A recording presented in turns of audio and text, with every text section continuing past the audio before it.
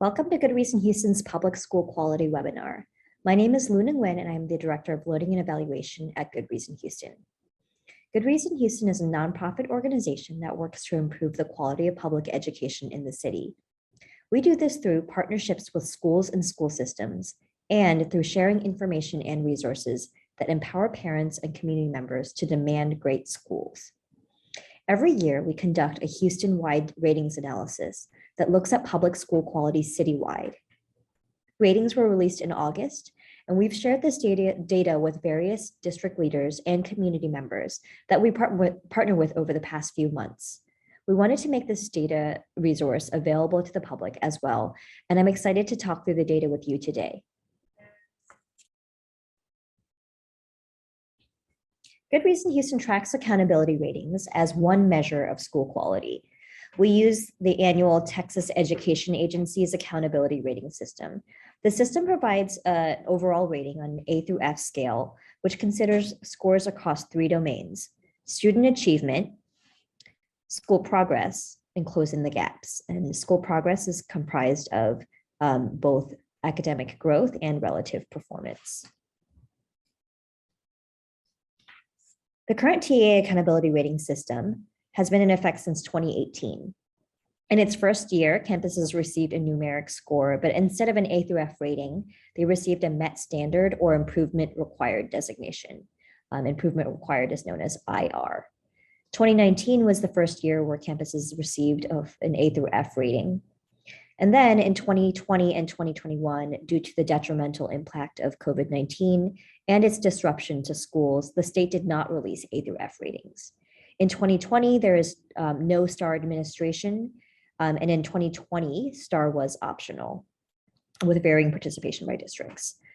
For 2022, as a result of Senate Bill 1365, and in response to the declared state of emergency, state of disaster, and in response to the declared state of disaster, campuses that would have received a D or F rating were not rated, but did receive a numeric score. So in order to understand how campuses performed this year compared to previous years of accountability, in this analysis, we equate campus scores to the A through F scale based on their numeric scores this year. Three key takeaways emerge from this analysis.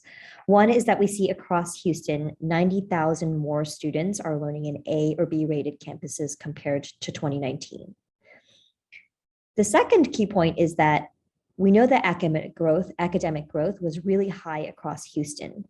This domain is compared to 2021 STAR performance, which we know was at a historic low.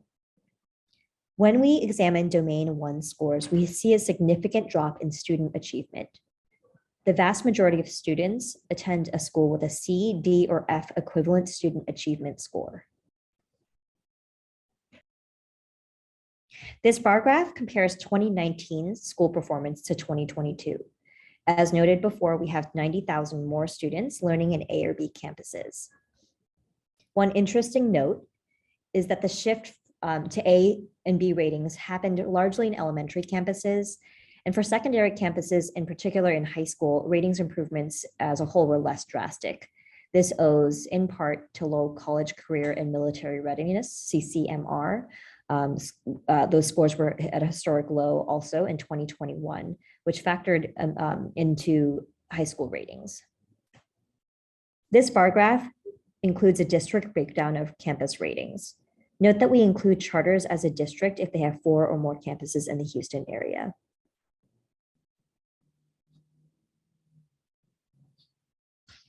Another dimension of our analysis looks at student groups and their enrollment in campuses by rating. Looking at data on student groups helps us highlight issues of inequity, in this case, in terms of access to great schools. As an example, we see two student population where there's a gap in access to quality schools. Black students were 3.6 times as likely as white students to attend a not rated or a D or F equivalent campus. This is a narrowing of the gap from 2019, where the figure was closer to 4 times as likely. Emergent bilingual students, EB, were 1.6 times as likely as non-emergent bilingual students to attend a D or F rated campus. This is a widening of a gap from 2019, suggesting that campuses with high populations of emergent bilingual students are having a tougher time recovering from learning losses due to the pandemic.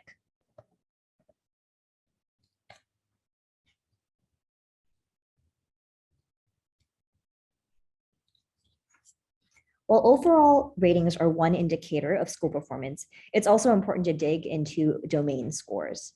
The design of the accountability rating system weights the better of domain 1 and 2. This means that a campus might have a very low score in one of those domains, yet still be highly rated overall. To help explain this phenomenon, here's an illustrative example of a campus's score breakdown. Let's say Example Academy receives an overall B rating. This is often what people most focus on, is that overall rating. But when we look at their domain scores, we'll see a huge red flag. Their domain 1 score is actually a 50%, which corresponds to an F rating. Domain 2 is an 83, and it's based on the academic growth score. The relative performance score is a 52. And in domain 3, they received a 72. So in this example, student achievement is not weighted at all. Domain 2 takes 70% of the score, and then domain 3 takes the other 30%.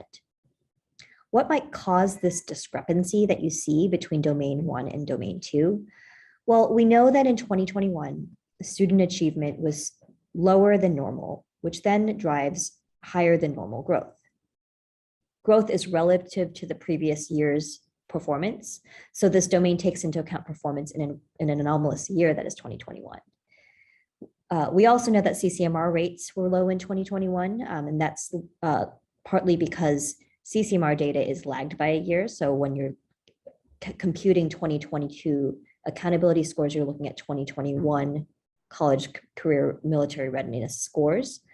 And this is by design due to the availability of verifiable data at the time that accountability is actually calculated in August. But we know that in 2021, student achievement for many high schools was lower as a result of that component. The TA shares each campus's domain scores. So we can see trends overall and test some of these hypotheses. We see across the board, the vast majority of Houston campuses relying on academic growth and a significant uptick from 2019. So 2019 is represented in the teal, and you see that in 2022, these campuses that rely on academic growth has increased significantly. Statewide, this last bar here, the percent of campuses relying on academic growth jumped from 15% in 2019 to 47% this year. And in Houston, that figure jumped from 22% of campuses in 2019 to 75% of campuses in 2022. If we look at student achievement alone, we see a lot more students attending campuses with a D or F equivalent score. The figure is approximately 224,000 students compared to 160,000 in 2019. Nearly 60% of campuses in Houston actually saw a decrease in domain 1 scores, a decline that was especially pronounced in middle schools and in comprehensive high schools, so not specialty enrollment schools.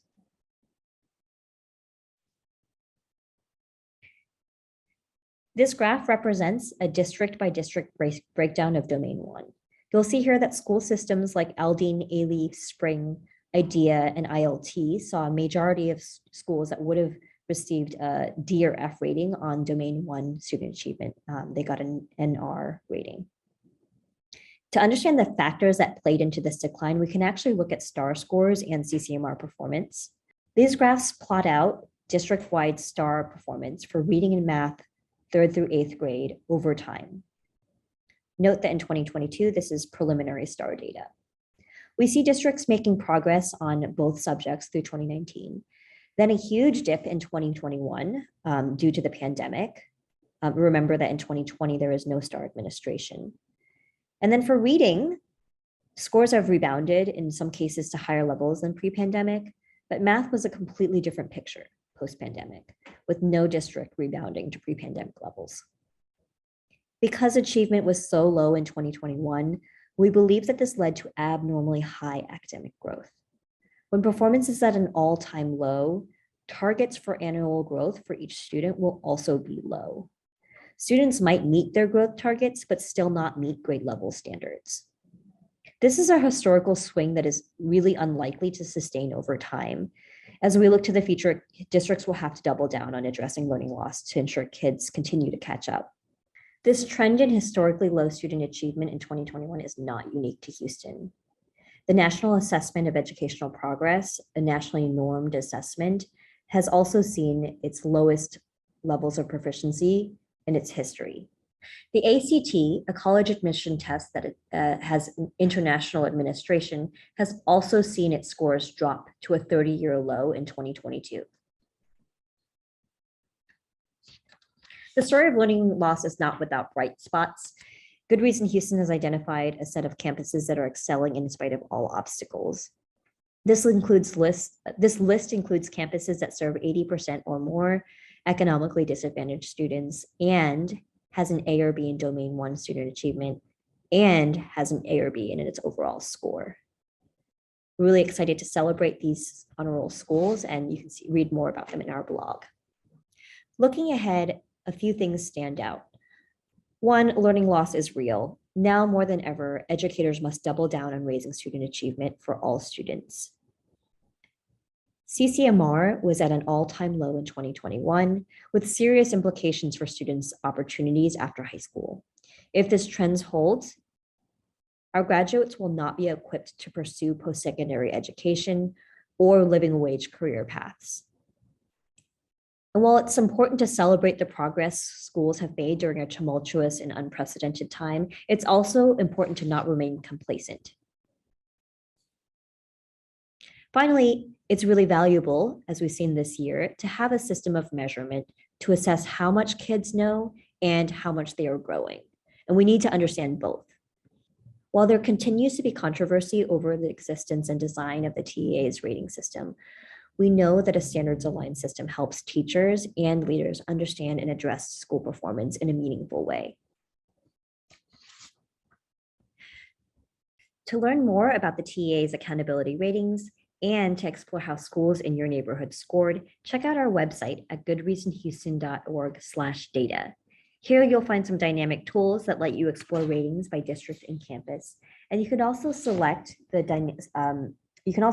domain analysis page that lets you look into trends in domain performance with data from 2018 to today.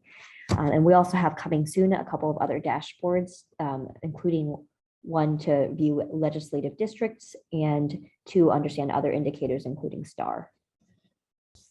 Finally, as a reference, we have notes on our methodology, including criteria we use to include campuses in our analysis. This concludes our webinar on Houston public school quality. We appreciate you joining to learn more about our work.